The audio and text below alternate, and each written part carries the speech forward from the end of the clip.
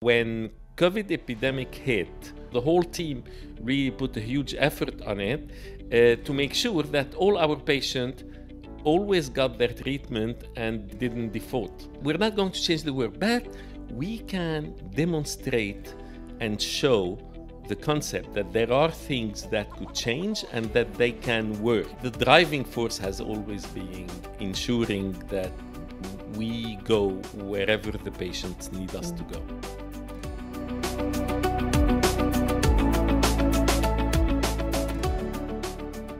So welcome back to the 6th episode of Health Access Now podcast series. Today we will address one of the most important topics currently on everybody's mind, how COVID has altered how we look at healthcare, specifically the impact on access. Access to proper healthcare is not a given for millions of people worldwide. COVID has highlighted the gaps. Now we need to use the learnings to create a better healthcare system. At Axios, we were ready for the pandemic. 25 years of experience, coupled with a deep understanding of the patient journey and close relationships with our patients, meant continuity of our programs was smooth, even in the face of the pandemic. Today we will talk to Dr. Saba about how Axios weathered the pandemic to ensure our patients receive the best possible care and what 25 years of pioneering healthcare has taught us. So I'd like to welcome Dr. Saba. Thank you so much for joining us again today.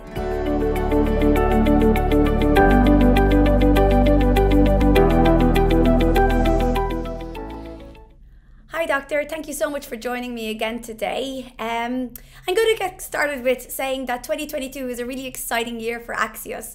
We're celebrating 25 years of business, and I think this is significant because it put us in a really excellent position to help patients when the pandemic first hit. Can you tell me what we were doing before the pandemic that positioned us to transition to the new normal with relative ease for our patients? Since we started, one of the key aspects that we had, and even before Axios, when I worked on the drug access initiative related to HIV, we had to follow the patients. Following the patient was an essential part. And of course, the hospital plays a big role in following the patients, but the hospital doesn't know what the patients are doing once they leave the hospital. And that was the key element that we had. So in all our programs, since the onset of Axios, we have focused on following the patients to help them even with affordability, to make sure that they continuously can afford the treatment and that they get the full course of treatment. So when COVID epidemic hit, one of the big challenges that the patient faced was hospitals completely overwhelmed with COVID patients and unable to receive actually these patients who need chronic treatment. And these patients were also more vulnerable to catching COVID and actually dying from COVID than normal population. So they were at higher risk. So with these things, what happened everywhere in the world is that many of these patients didn't get treated properly, and some of them suffered greatly. From our perspective, because we had that system to follow the patients, well, we were able to deliver, and I'm very proud of that because the whole team really put a huge effort on it to make sure that all our patients always got their treatment and didn't default. So that was really what prepared us for that epidemic while many others were struggling. So you mentioned one of the challenges there around patients or chronic patients not being able to go to hospitals. What were some of the other challenges that patients were seeing in the pandemic, and how did Axios overcome it? In the epidemic, you need also to reach the patients and to make sure that they are protected, that they have the masks, that they are aware of what's happening. It depends on the countries, but in many countries we could deliver at home. We can talk to the patients. We make sure that they protect themselves against the epidemic. So all these aspects helped, even with health authorities, like for example in Dubai, was really good success story, because in the past in Dubai you weren't allowed to deliver medicine to the patients. They had to go to pharmacy. But with the epidemic, we got the authorization to do it, and progressively, even the Dubai healthcare authorities asked us to deliver to patients that are not in our programs as well, because they needed to help these patients. That's incredible. So you actually worked alongside the government to, I suppose, optimize patients' experience, but even outside of our Yeah, programs. absolutely, absolutely, because it was Yeah. important. And our mandate finally is to help the patients. So that's definitely what we did. And when you think about it from an epidemic point of view, that was one of the biggest aspect, is that when COVID hit, people locked down because they didn't know who should be prevented most. We knew that vulnerable patients, people with diabetes, hypertension, and all these chronic diseases needed to be protected. But even in sophisticated countries, even in France, where you have social security and all the patients are followed, there was no system to be able to reach out to them to help them protect themselves or get them enough masks or Yeah. whatever. In the end, our inability to protect these vulnerable patients led us to lock down full countries. And if we have a system where we can reach out to these patients, then we will be able to prevent them. And this is called targeted prevention. We learned it in HIV long time ago, and that was in the early 90s. Actually, the World Bank came with that concept and saying that you need target prevention. Trying to just work with the full population to protect itself from HIV was not delivering the results that one. It's better to go into high-risk groups and really focus on working with them to help them prevent themselves, because that would be more effective and cost-effective. And here with COVID, that was one of the things that the healthcare systems couldn't do.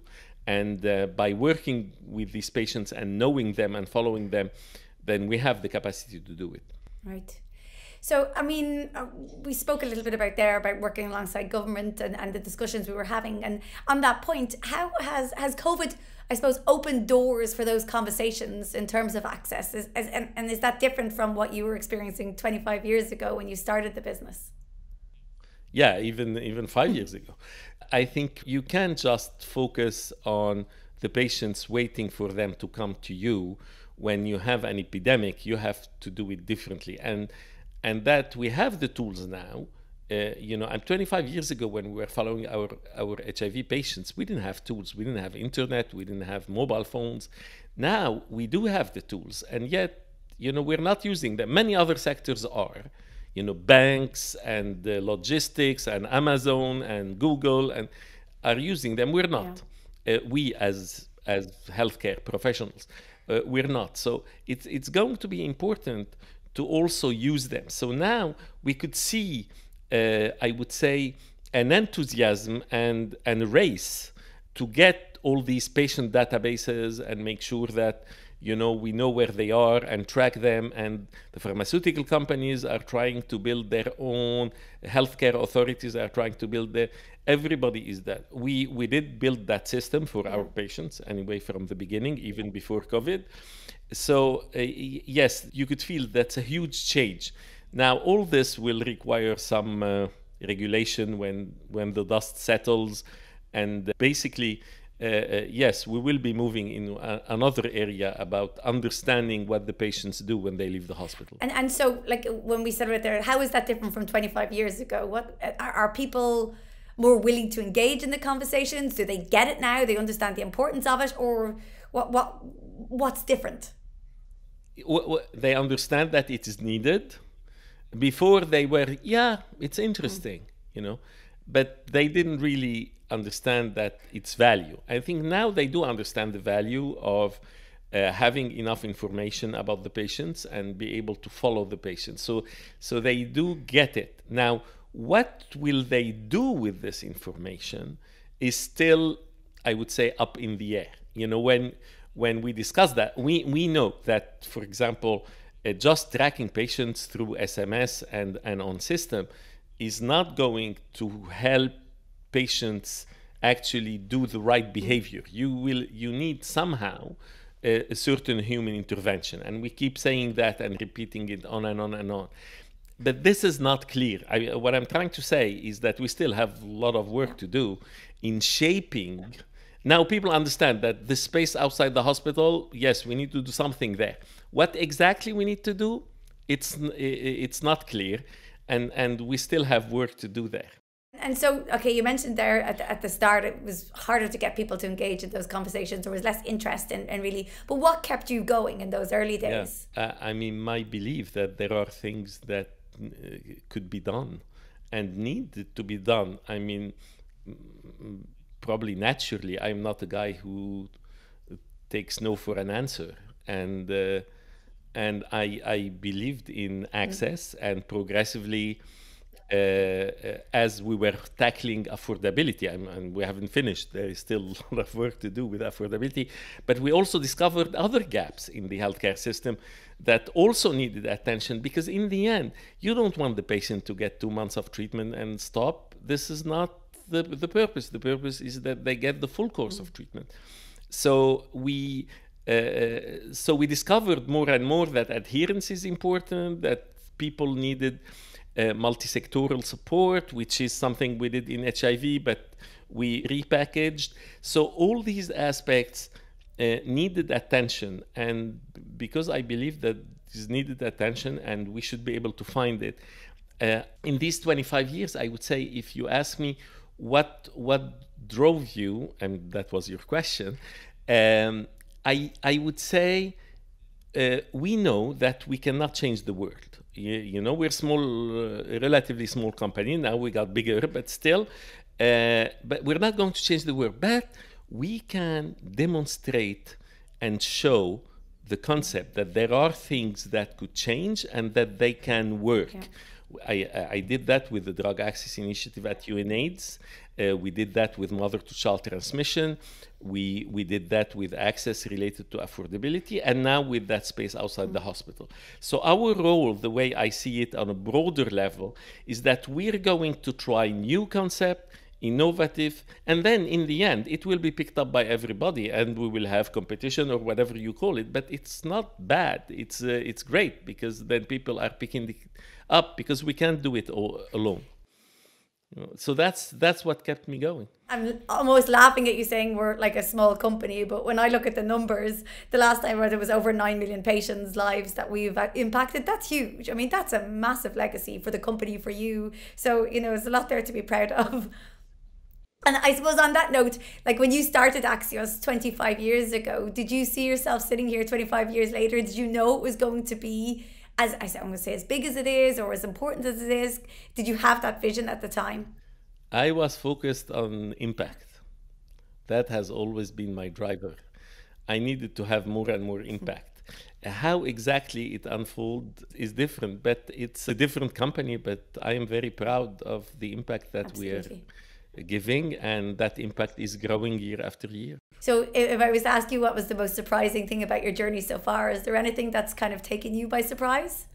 I would say probably the difficulty of the healthcare system to change. You know, I thought it would be easier to get the healthcare system to change. That was really a surprise for me, that you need a lot more effort to make the healthcare system change. That would be my surprise. There were ups and downs, also identifying the right, I would say, model to operate, you know, both from a financial model, to operate from actually an outreach, like do we stay small, do we expand in multiple countries, and all of that. That also took time. It wasn't a surprise, it was just a journey where we needed to learn and adapt.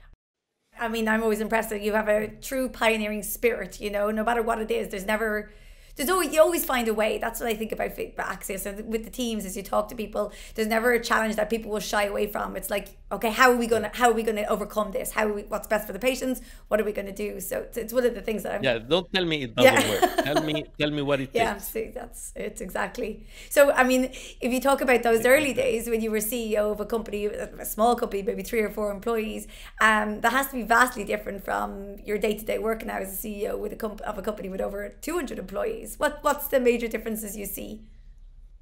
Well, I mean, when we were three and then four or five, I mean, we were doing the work ourselves. We had the impact limited to ourselves. When you have 200 company, you work. I have very capable senior management team, and I have very capable team, and having good people is extremely important in the way you can drive a company. So both, I would say Rochelle and Anas in the operations related to global, and Mina and Klina and Rita when it comes to administration and finance.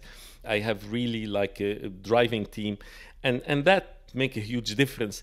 But also, I would remember something that happened in maybe 2010, 2011. That was a difficult period for Axios. It was because people were not buying into that concept of affordability and access. How will this be economic model? How can it be financially sustainable? So that was difficult period. And during that period also, I was trying to put a team together in understanding. So I got a coach, and at some point, because the coach thought that my style was a bit tough, he said, you need to treat your employees like you treat your children. And that did stay with me. And actually, I would say now I have 200 plus children in addition to my 3 boys.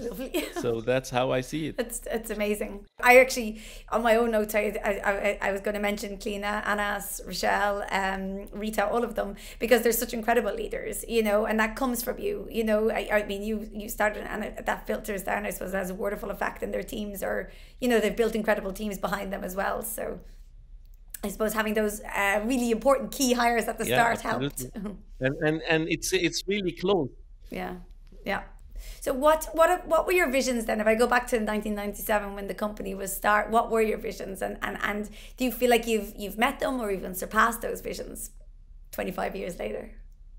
Yes, I mean the focus, the vision was dealing with affordability, and we focused a lot on that. But as you said, I mean, that was the vision, is to increase access. That vision hasn't changed. It has broadened because, we moved from affordability, making sure adherence, understanding what the patients need outside the hospital, when they leave within their environment. It's not only medical care. They may need some social support. They may need some psychological support. They need a number of things. And that understanding is related to access in a sense, because if these elements are not there, then the patient will stop treatment, and we haven't done much. You see, that's the key element, I would say. That's brought me to my final question. Then, where would you expect to go in the next 25 years? I mean, what other ways do you see? You mentioned space outside of the hospital. Is that where you see our major focus now in terms of how we are supporting patients going forward? I mean, this is what I see now. There may be some new things that we will be discovering as we go further in that space, and we will use it. The driving force has always been ensuring that basically we go wherever the patients need us to go. I mean, that's I would say the driving principle. No, it's fantastic. And as I said, that brought me to our final question. So we'll wrap things up today. Thank you again for your time, Dr. Saba. Looking forward to seeing you on our next episode of Health Access Now. Thank you. So that's brought us to the end of our episode, and it's all we have time for today. Thank you again, Dr. Saba. I hope this conversation is a step forward to a future where patients receive the care and treatment they require to help them achieve the best possible outcomes. I would like to invite our audience to subscribe to our channel to be notified when the next episode of Health Access Now is online. Thank you so much for your support, for all your comments, for all your likes. We really appreciate it. And I would like to invite you, if there's any questions or topics that you would like us to address in future episodes, feel free to reach out to us, and I'll make sure that they are addressed, and we ask Dr. Saba your questions. Again, thank you again for your support. We'll see you in the next episode of Health Access Now. Thank you so much.